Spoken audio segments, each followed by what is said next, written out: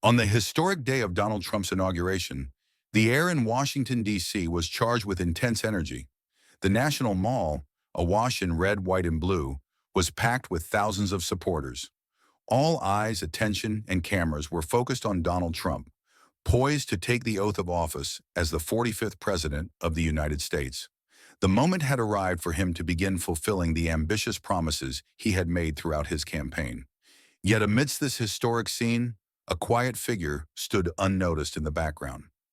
Barron Trump. Barron was the youngest member of the Trump family. Unlike his father's charismatic and attention-grabbing persona, Barron's demeanor was quiet and introspective. It was clear that he was always observing, his thoughtful expression revealing just how different he was from those around him.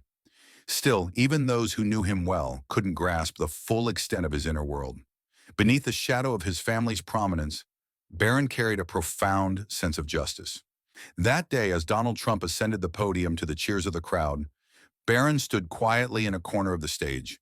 The cheers and protests from the gathered masses blended into a chaotic symphony. Some chanted, "Make America Great Again," while others raised banners that read, "No justice, no peace."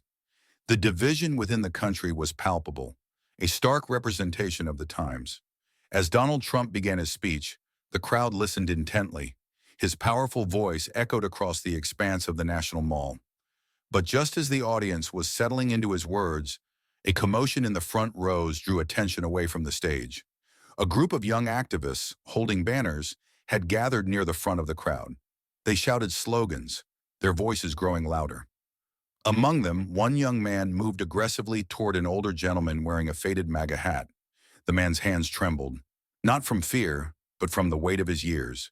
His face was lined with age, and his posture spoke of a lifetime of experiences. The activist's voice rang out, cutting through the air.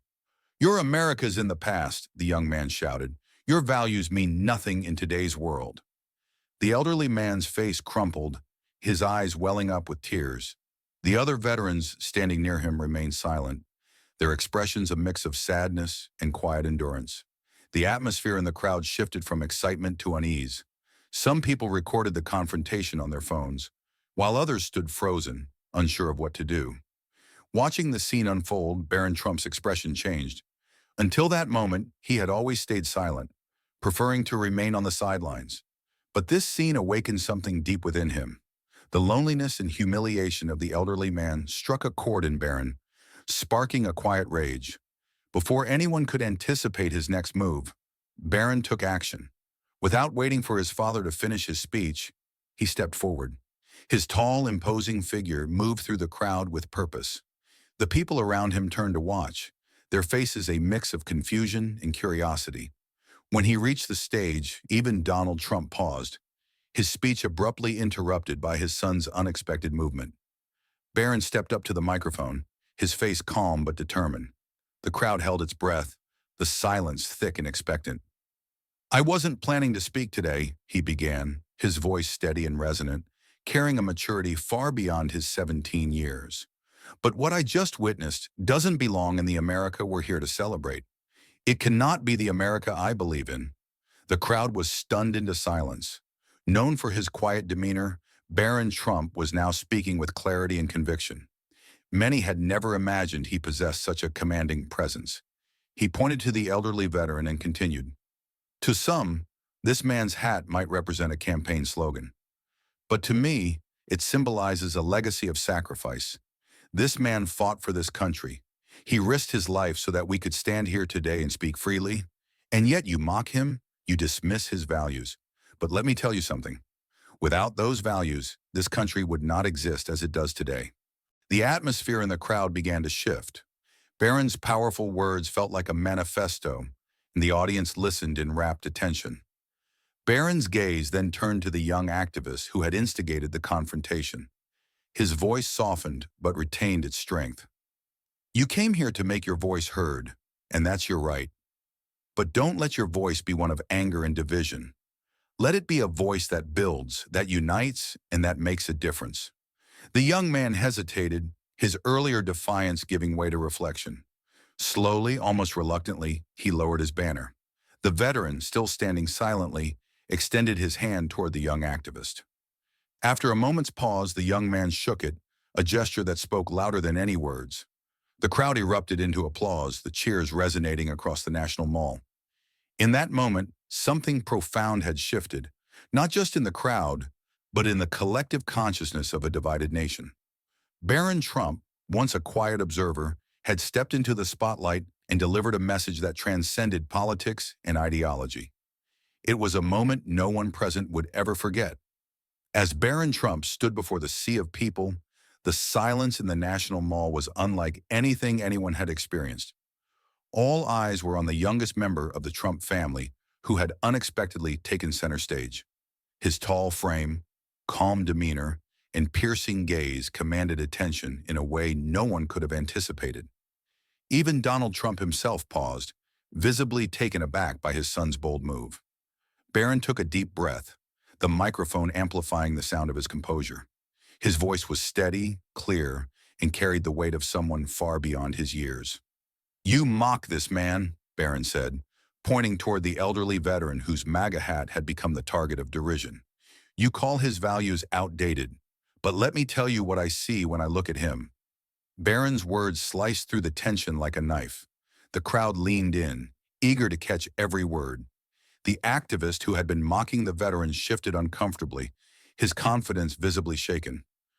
"I see a man who risked his life on foreign soil so that you could stand here today, shouting whatever you please," Barron continued, his voice growing stronger with every word. "I see a man who worked tirelessly, probably in jobs you wouldn't last a day in, to build the America you now take for granted." The veteran straightened his back, pride returning to his weathered face. Around him, other elderly supporters nodded in agreement. Some wiped away tears as Barron's words resonated deeply. The young activist who had started the commotion appeared to shrink under Barron's gaze. His friends who had been laughing moments ago now stood silent, exchanging uneasy glances. The power dynamic had shifted, and it was clear that Barron was in complete control of the moment. "You call yourselves progressive," Barron said, his voice laced with both disappointment and determination. "But what's progressive about tearing down the very foundations that allow you to stand here freely? What's enlightened about mocking a man who embodies sacrifice, hard work, and respect?" The crowd began to murmur in agreement.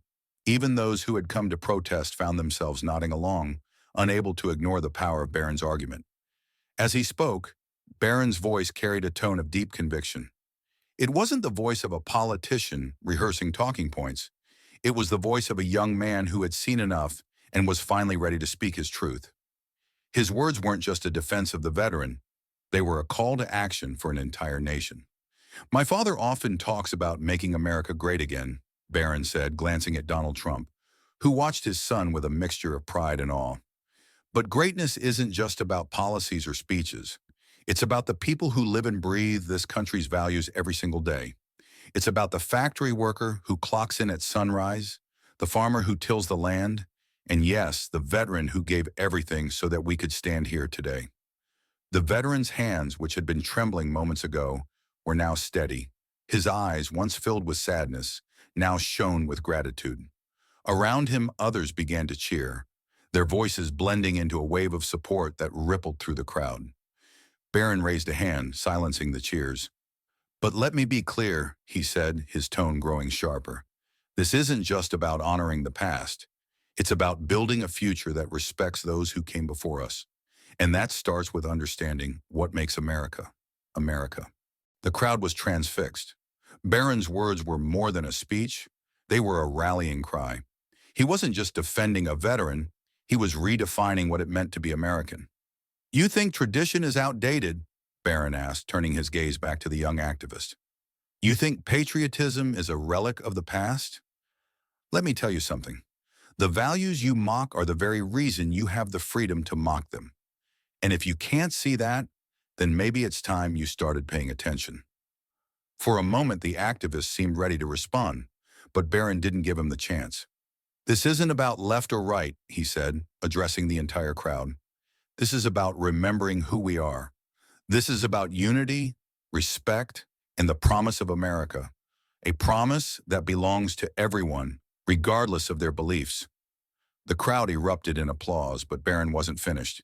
He stepped closer to the edge of the stage, his presence commanding despite his youth. "My father taught me something important," he said, his voice softening but losing none of its power. "He taught me that America isn't just a place, it's an idea. It's a dream passed down from one generation to the next, and it's our responsibility to protect that dream." Barron's words hung in the air, their impact undeniable. Even the most cynical members of the crowd couldn't help but feel moved.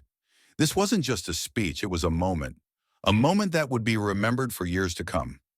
As Barron stepped back from the microphone, the crowd erupted once more, their cheers echoing across the National Mall.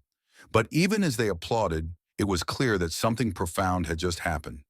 The quietest member of the Trump family had spoken, and his words had left an indelible mark on everyone who heard them.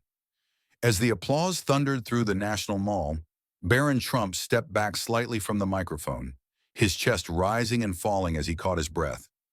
The moment was electrifying, but he knew his message wasn't complete. There was more to say, more to address, and the weight of his words could not waver now. The crowd, still buzzing from his speech, began to settle as Barron raised his hand. Silence returned like a tide receding, leaving only anticipation in its wake. Even the most skeptical onlookers, including those who had come to protest, couldn't help but lean in. This wasn't just another political moment. This was something raw and real, something that transcended the usual rhetoric. "I know what some of you might be thinking," Barron began, his tone shifting to something more conversational, almost disarming.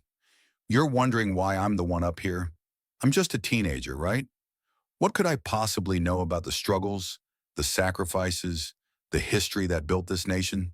He paused, letting the question linger in the air. The crowd was quiet, waiting for his answer. "You're right," he admitted, his voice steady. "I haven't stormed beaches under enemy fire. I haven't worked double shifts in a factory to feed my family. I haven't seen friends and loved ones give their lives for this country. But what I do have is a responsibility to listen, to learn, and to carry forward the legacy of those who came before me." Barron's words struck a chord. He wasn't pretending to have all the answers. He was showing humility, a rare quality in the public eye. It was this authenticity that made his words resonate even more. He turned his gaze back to the veteran, whose eyes were now locked on Barron with a mixture of gratitude and pride. "You're the reason I'm standing here today," Barron said, addressing the man directly. "Not just you, but every man and woman who's ever put on a uniform, who's ever sacrificed for this country, who's ever worked tirelessly to build a better future. You are the backbone of America, and it's time we start acting like it." The crowd erupted in cheers once again, but Barron wasn't done. He raised his hand, and the applause quickly died down. "But this isn't just about honoring the past," he said, his voice taking on a new intensity. "It's about building a future that lives up to the sacrifices of those who came before us. And that starts with bridging the divide that's tearing this country apart." Barron's words hung in the air, heavy with meaning. The crowd was silent again, captivated by his vision.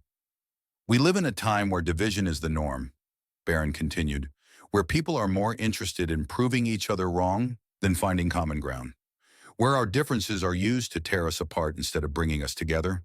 But it doesn't have to be this way." He paused, scanning the crowd, his eyes meeting those of people from all walks of life, supporters, critics, young, old.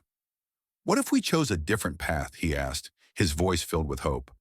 "What if we decided to listen instead of shout, to understand instead of judge, to unite instead of divide?"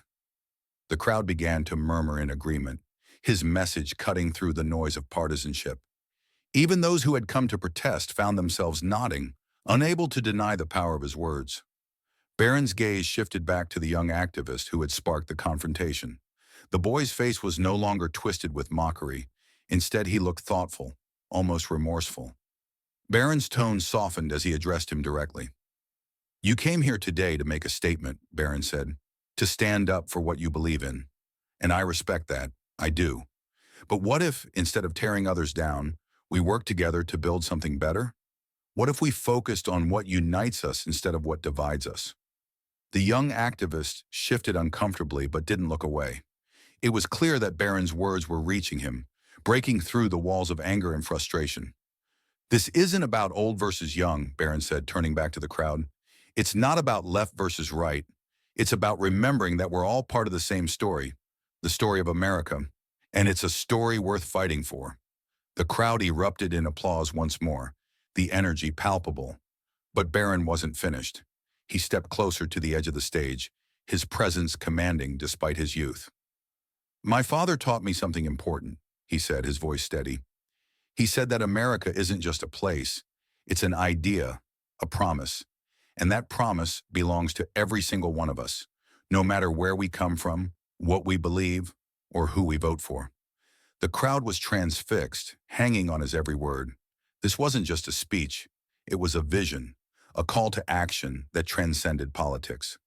"So here's my promise," Barron said, his voice growing stronger. "I promise to listen, I promise to learn, and I promise to fight for a future where every American feels seen, heard, and valued. Because that's what this country is about. That's what makes America great."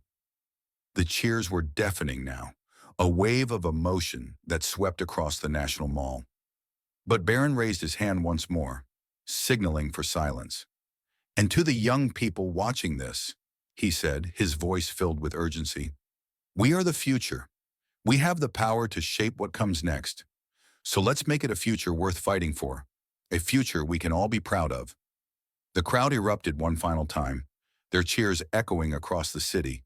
But Barron didn't bask in the applause. Instead, he stepped back, his gaze steady, his message clear. As the cheers continued, it was evident that something profound had just happened.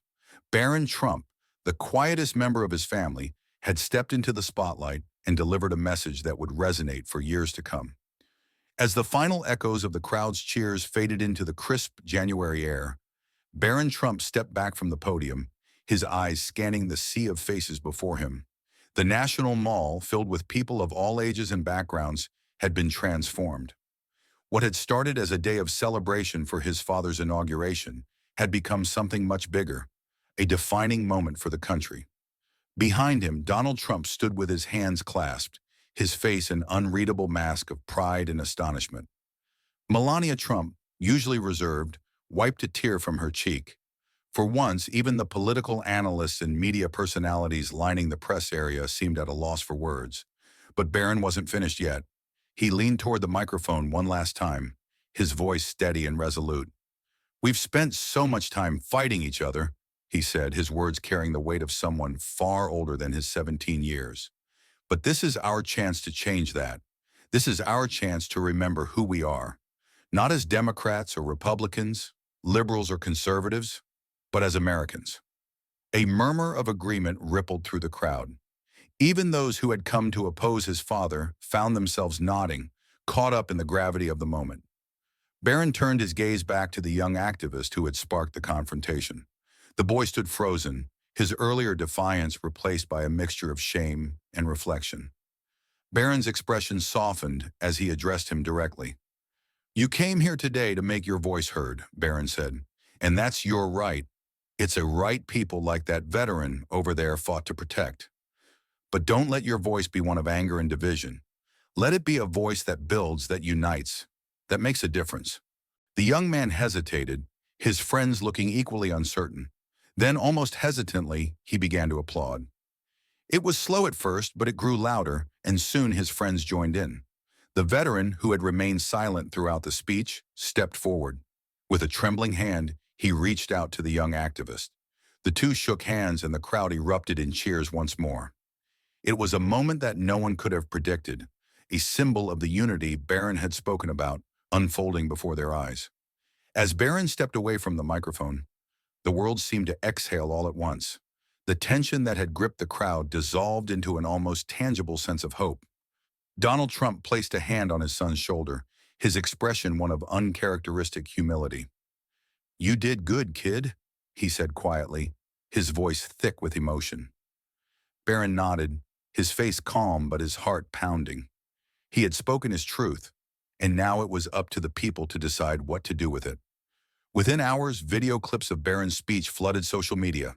Hashtags like number Barron Trump speech and number America United trended worldwide. News outlets scrambled to analyze every word, every gesture. Some called it the most significant speech of the decade. Others dismissed it as a calculated political move. But one thing was clear: Barron Trump had struck a nerve. People from all walks of life shared the video, adding their own messages of hope and unity. Veterans wrote heartfelt posts about feeling seen and appreciated for the first time in years. Young activists admitted that Barron's words had made them rethink their approach to protest. Families watched the speech together, discussing what it meant for the future of the country. Even world leaders chimed in. A statement from the United Nations praised the speech as a reminder of the power of words to bridge divides. Pope Francis remarked that Barron's message of unity was a reflection of the values that should guide all of humanity. Later that evening, as the celebrations wound down, Barron found himself alone in a quiet corner of the White House. The day's events felt surreal, like a dream he had yet to wake from. He replayed the moment in his mind: the crowd, the veteran, the young activist, his own words. Had he done enough? Had he said the right things? Melania found him sitting by the window, staring out at the twinkling lights of Washington, D.C. She placed a hand on his shoulder, her touch gentle but grounding. "You were incredible today," she said softly. Barron looked up at her, his face serious. "Do you think it mattered?" he asked. Melania smiled, her eyes filled with pride. "It mattered," she said. "More than you know." In the weeks and months that followed, Barron's speech continued to reverberate across the nation. Schools incorporated it into civics lessons, using it as an example of the power of respectful dialogue. Community leaders organized events inspired by his message, bringing together people of different backgrounds to discuss their shared values. Even Congress, often mired in gridlock, found moments of unity. A bipartisan resolution honoring the nation's veterans passed with overwhelming support, its language echoing Barron's words. As for the young activist, he became a vocal advocate for constructive dialogue, often citing Barron's speech as the moment that changed his perspective. He and the veteran remained in contact, their unlikely friendship a symbol of the unity Barron had called for. And Barron? He returned to his quiet life, avoiding the spotlight whenever possible. But the world hadn't forgotten him. To many, he had become a symbol of hope, a reminder that even in the most divided times, a single voice could make a difference. Years later, as Barron prepared to step into the political arena in his own right, people still spoke of that day. They called it the moment America remembered what it meant to be united, the moment a shy teenager stepped forward and changed the course of history. And for Barron, it was the moment he truly understood the power of words and the responsibility that came with them.